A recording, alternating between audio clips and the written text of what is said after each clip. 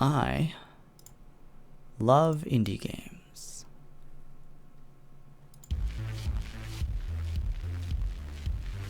I already dig this music. This is sick. Hell yeah. Settings. Alright. Let's get right into it then. What's poppin'? Welcome to Am I Nima? Another NextFest indie game. Apparently psychological horror. I'm seeing lots of fish bones and stuff like that on here. This art style looks pretty cool. I am excited. Let's do it.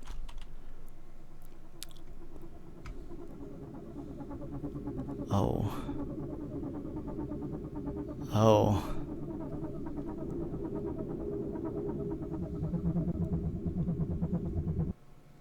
Sick. Dark, cold, endless, and utterly serene. The perfect undulating prison for you to spend eternity. An irritating yet familiar voice scratches at your brain, and you find yourself violently awoken by a mysterious figure. It worked. You're breathing. The air is cold and stagnant. The walls that surround you provide the room with a distinct lack of natural light. You're underground. Dozens of boxes overflowing with trinkets bring a strange sense of comfort. That comfort dissipates as you realize you're tied to the chair you're sitting in. A bungee cord holds your head up. The stranger stands across the room, hesitating to approach. Nima, is that you? Words in your brain can be combined to unlock new words. All words stored in your library after they're unlocked. Interesting. When you're done, words can be dragged to your brain from your brain down below to your mouth to unlock new dialogue options. Who is Nima? Am I Nima? Just tell her whatever she wants to hear. Mom, what's going on?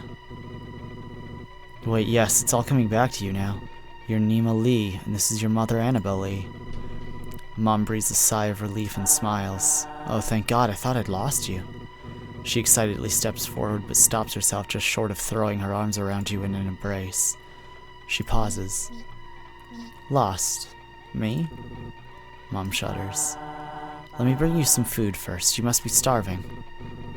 Mom exits the basement, excitedly clambering her way up the stairs. I hope she trips and cracks her skull. Thanks, Mom. A sopping wet bowl of slop is gently presented to you. Honestly? Slop? Kinda good. The odor, reminiscent of wet dog and dirty socks, is masked by overwhelming amounts of soy sauce. Your nose begins to shrivel like a worm left out in the sun. Mom unties your hands but leaves your waist and head fastened to the chair. With some effort, you can now eat your gruel. Can't get enough slop. She places a small, dull spoon in your now free hand. She's even uglier up close. Okay, Nima, before you eat, we need to have a little talk. There was an accident. Your memories may have been affected, and I want to ensure you're okay before everything goes back to normal. You're going to be living and sleeping in the basement for now. Can you untie me? You're tied up for your own safety. If you fall unconscious, I don't want you to fall and hurt yourself. Just follow her rules and then we'll be free. You're not a prisoner. This is just a controlled environment for you to heal in, okay? You look at the bowl of food and then back up at her. You try to nod, but your head just bounces in your binds. Alright, so starting tomorrow, I'm going to be bringing you items. I want you to think of how these items make you feel and if they bring back any memories.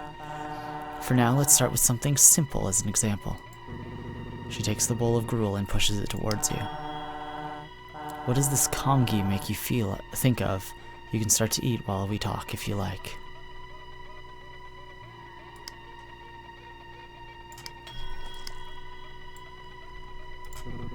You hesitate, looking down at the bowl and back at her. Although she disclaims there are no wrong answers, you know that's not true. She's looking for a specific response. Try connecting ideas in your mind and see where those trains of thought lead you. There's teeth here. I don't like that. That's gross. Tell me what you're thinking about.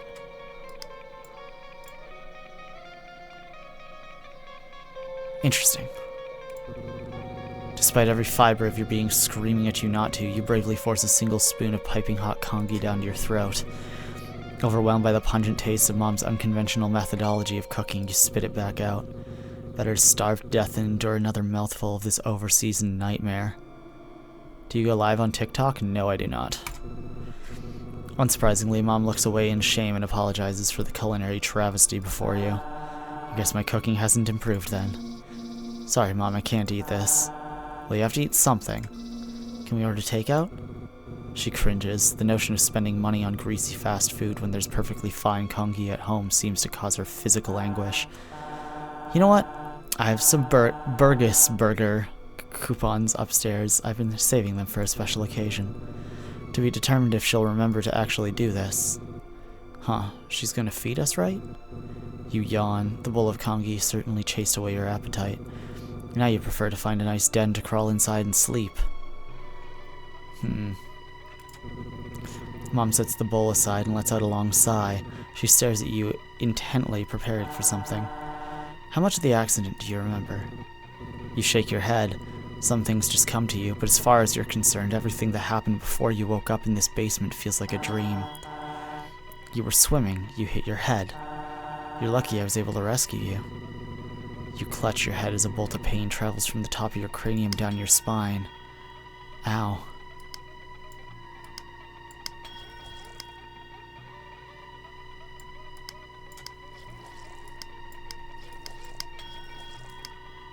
Pain, river, rock. Unlikely story.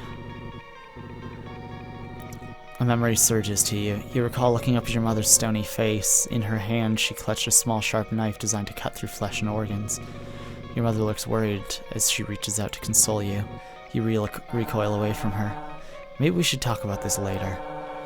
Tomorrow the real tests begin. You pass those and you'll be free to leave the basement and everything can return to normal.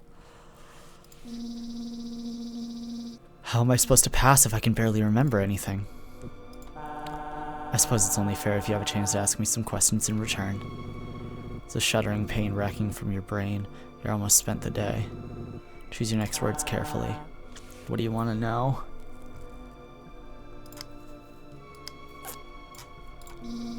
Got hurt while swimming? I feel like you don't trust that explanation. You went swimming by yourself and hit your head on a rock. I told you not to go because the current was strong, but you didn't listen as usual. You're lucky I found you when I did. Really? Yeah. Her voice is tinged with regret. She's lying to you.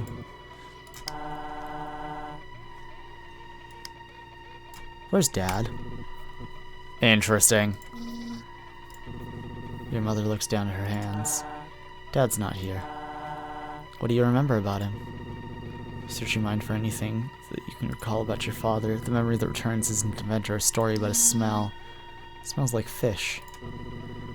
Your own stony face cracks into a smile, then she laughs. Yeah, he did. You yawn and your mother takes notice. Nina, sweetie, don't you think it's time to go to bed? Fish pain. Fish rock. Fish river. Swimming. I already had that word.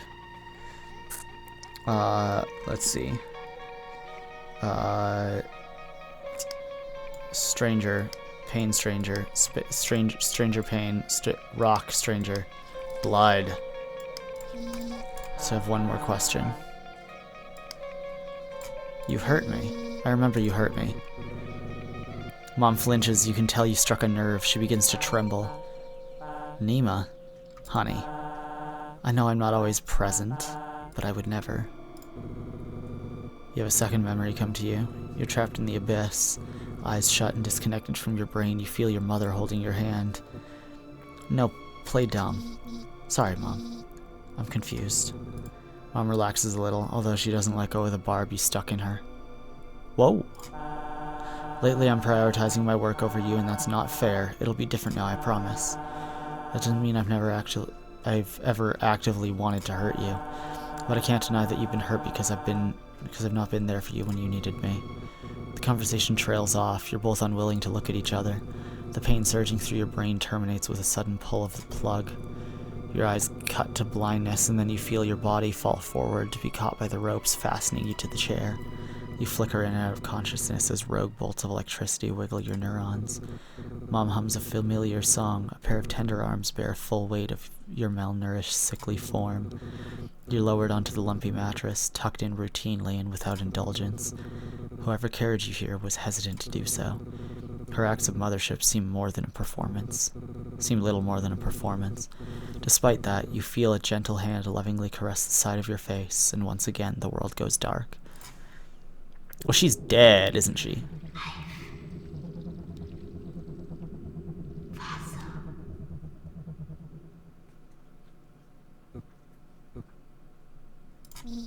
Ugh, my head hurts. This is my room. I barely remember it. Whoa. What's he so happy about? Pisses me off. Oh, I have a trophy?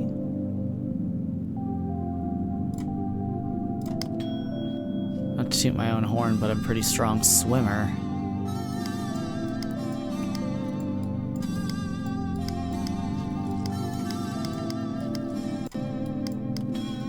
Fear. Okay. Spent a long time working on this one. No one even read it. Interesting. This book is about evolution. I wonder what we'll evolve into. Mom's old. Okay. These fish are trapped in a fake world. Trapped. Fear? Nima. Okay, that checks out. 717. Even after all these years studying, my Mandarin still sucks. 101 dinosaur jokes that'll have your friends roaring. Great. Happy.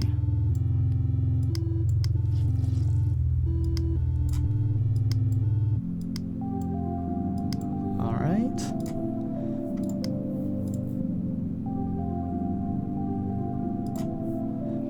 Tales from the Uncool Kid. This book used to be relatable, and now I think he's just a loser.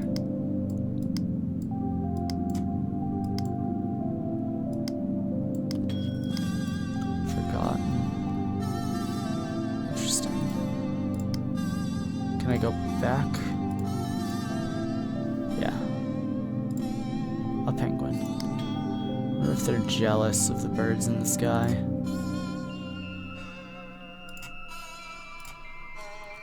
Wish I could be a powerhouse of the cell. The Nemachondria.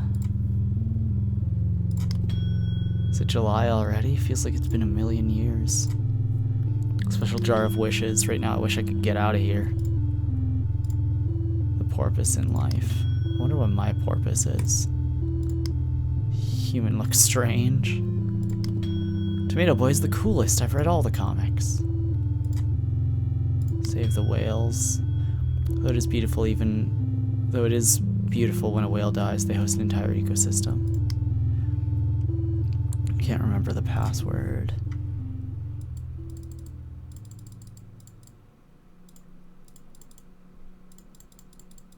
Couldn't be this easy. I guess Nemo would be too obvious. Yeah.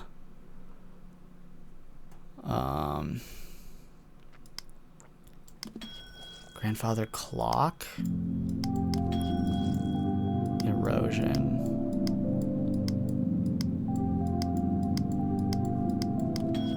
Humility. Corpse. Memory. Dad, family. Marine biologist, paleontologist.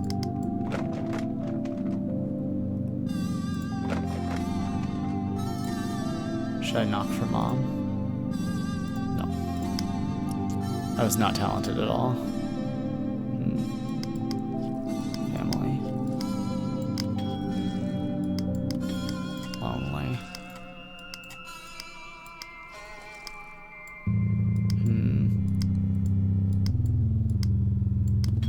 Fossil. There it is. Grandfather clock. Happy? Dreaming of Dad.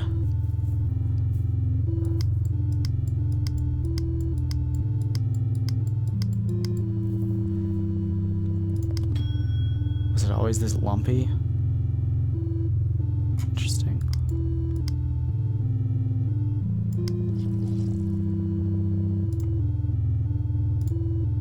Lava lamp, hot to the touch. This water's been sitting out for a while. I know it's living inside it now. That's what my dad looked like. I remember him. The bathroom is locked. But what if I need to...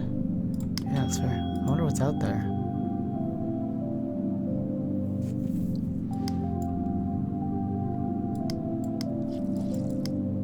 Light. Rebirth.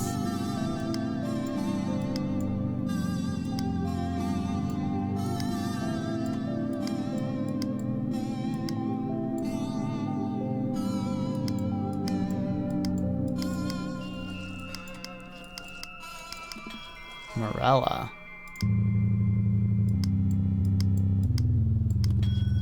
Cambrian era. Parasite. Sashimi. Fish. James Pond. Robocod. Alright. Fish.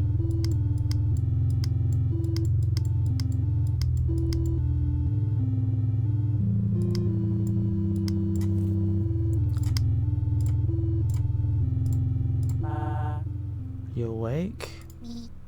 Yes. You hear her undo a series of deadbolts, opening the door only a crack for it to be caught by the chain lock and held nearly closed. She studies you. She closes the door. You hear her undo the last chain and open the door again. You didn't clean yourself up. The bathroom door was locked. Her cold demeanor thaws for a moment. Shit. She pounds her head with the palm of her hand. She gestures for you to go sit at the table while she retreats into your room and unlocks the bathroom. Quick, lock her in. You hesitate, weighing the risk of trapping your mother in your prison. She returns quickly and efficiently. Your bathroom's unlocked. She doesn't take note of you, passing by to ascend the stairs in staccato of thumps and exits the basement. You fidget in your chair, wondering if you did something to upset her. She's not buying it. She returns trundling clumsily down the stairs. She holds the railing to keep herself steady. In her other hand, she carries a large tote bag bulging with concealed items. Alright. She calms down a bit and smiles placidly at you. Good morning, Nima. Good morning. Don't forget to call her Mom. Did you sleep well, Mom? No. Disgusting. She's wearing the same clothes from yesterday. She looks disheveled. It's unclear if she slept at all. Are you feeling any pain? Yesterday our conversation ended rather abruptly. Your vitals are stable and you seem to have made a full recovery. Yes, I'm feeling well. Good. She flips up a notebook and makes notes of that response. How was your sleep? Any interruptions or strange dreams? Lie to her. Nope. She flips her notebook closed and the fake smile turns into a real one. You're gonna do better today, right? Today's gonna be a little different from yesterday. With me, I have some items. All you need to do is tell me how they make you feel. Can you do that for me? Yes. She places a plushie of a shark on the table in front of you. For some reason, it evokes unfamiliar feelings within. Nostalgia, sorrow, and most intriguingly, love.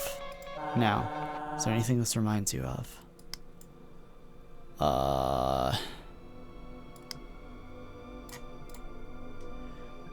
The trip. It's the toy Dad got for me at the aquarium. Can we go? Can we get tickets? Yes, let us out of the bowl. It's not really a good time for that right now. Aw man, promise me we'll go sometime, okay? Just like how we used to when Dad was still around. Memories of your father's embrace fill your mind. He's no longer with you, but the plushie still connects the two of you together. Maybe after we're all done here. Does that sound good? Yeah, okay. Mom lets out a melancholic chuckle. It's funny, you used to bring this thing everywhere with you. I remember you never let me take it from you, even to wash it. Your father used to say it was starting to look more like a catfish than a shark. He even considered buying a second one to switch out so we'd clean it when you're not looking. Hey! He never did, don't worry. After he passed, you were even more inseparable. You wanted to hold on to anything that reminded you of him. You and Mom share a moment of nostalgic silence, reminiscing on the warmth of the face that fades more and more into memory every single day. Mom lovingly plants her hand on your cheek. I'm just glad I didn't lose both of you. Okay, Nima, let's move on to something else. She pulls out a chunk of rock with a strange formation entombed on its surface. There's a prismatic glow to the rock, an opalized skeleton frozen in time, then cracked open like an egg. Mom hesitates, unsure if she should show you this thing. Still, she places it on the table and pushes it towards you. What does this remind you of? This is the paleontology.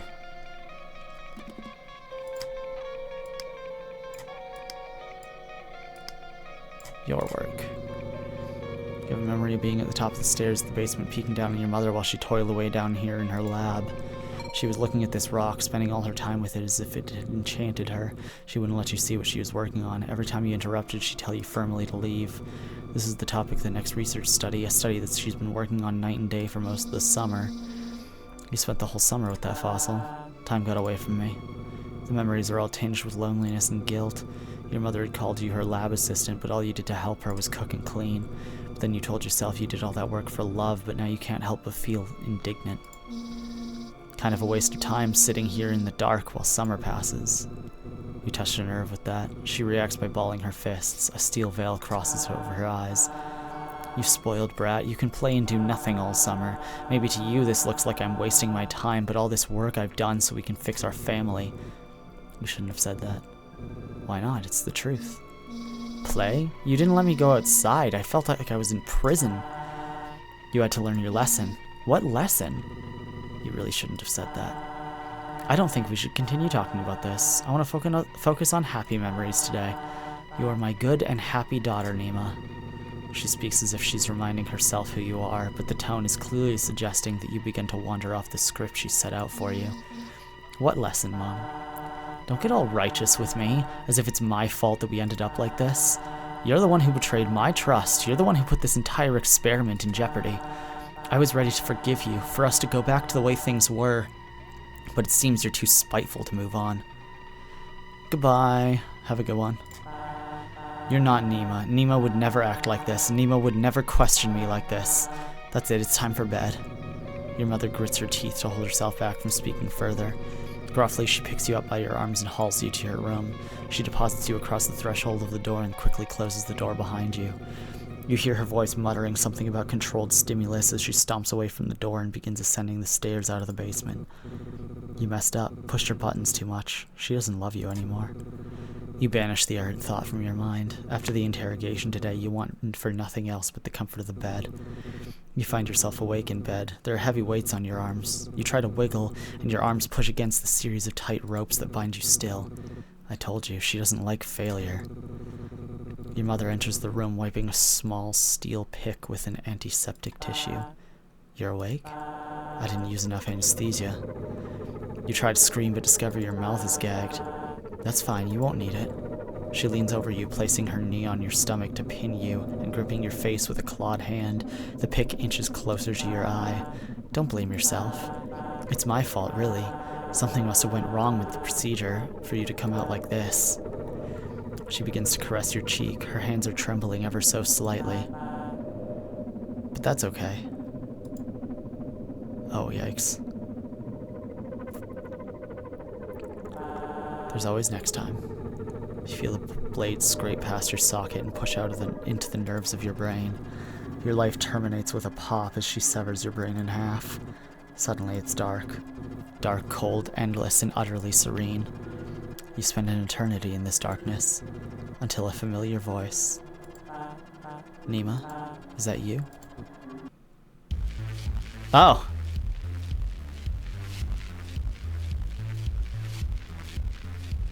Well, you know, I feel like there's a lot of other options here. That's pretty cool. This is one I would definitely revisit. I think I'm gonna keep it with this ending for now. I don't think I want to go and test other choices right now. But fucking cool. Really, really neat. I like that a lot. Again, this is part of Steam's NextFest. This demo is free on Steam. If you want other options, go play the game. You have the ability to do so, and it's definitely worth it. Yeah. And that is that.